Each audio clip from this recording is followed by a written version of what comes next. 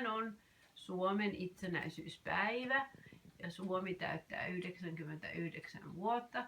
Olemme katsoneet televisio-ohjelmaa ja nähneet kaikki sotaveteraanit ja kaikki tärkeät ihmiset sekä Suomen presidentin ja rouva presidentin siellä hyvin hienosti ja olemme nauttineet ohjelmasta hyvin paljon. Kiitos. Minkä taian näin kangaslippu, mitä pidetään? Kangaslippu se.